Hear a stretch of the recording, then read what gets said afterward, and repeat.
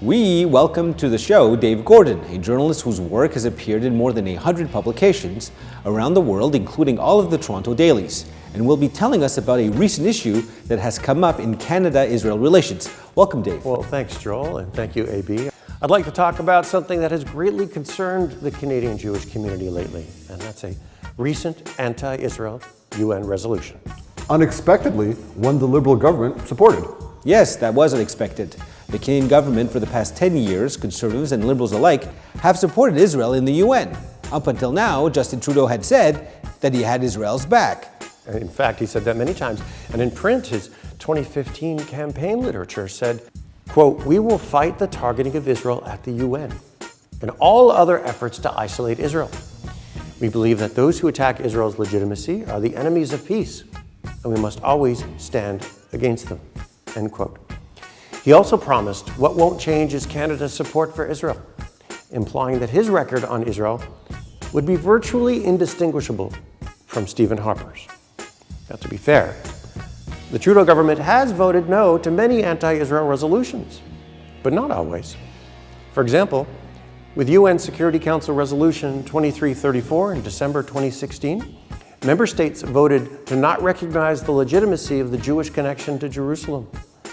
The Trudeau government abstained, breaking his promise to fight the targeting of Israel in the UN. And again in June 2018, with the UN resolution that singled out Israel for condemnation and failed to mention Hamas terrorism, Trudeau did not have Israel's back. Now, that leads us to a recent anti-Israel resolution in November 2019. A resolution sponsored by such paragons of human rights like North Korea, Egypt, Zimbabwe, and of course the Palestinian Authority. Right. And yet again, the Trudeau government did not have Israel's back. But Dave, what was this resolution all about? Well, for starters, the resolution condemned Israel's West Bank security barrier, a barrier that's been successful in reducing terrorist attacks, such as suicide bombings.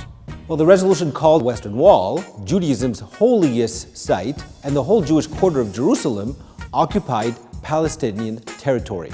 Really? It's outrageous. Nobody who follows this issue, nobody, thinks Israel will give up its holiest site in the world under any circumstances, including Trudeau himself. The resolution also said that Israel, and only Israel, is a hurdle to progress, and implied that peace will come if only Israel would just leave the West Bank.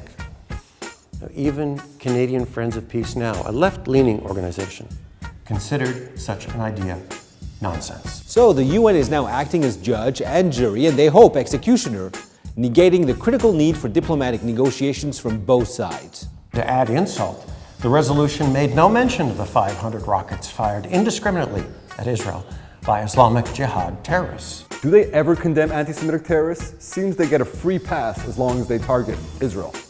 Right. And here at home, Canada's Jewish advocacy groups roundly denounce the government's support. The Center for Israel and Jewish Affairs used the word betrayal.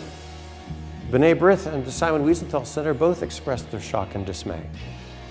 So let's reiterate Justin Trudeau's promise of 2015. Quote, "We will fight the targeting of Israel at the UN and all other efforts to isolate Israel. We believe that those who attack Israel's legitimacy are the enemies of peace, and we must always stand against them." To my mind, those promises were very much broken.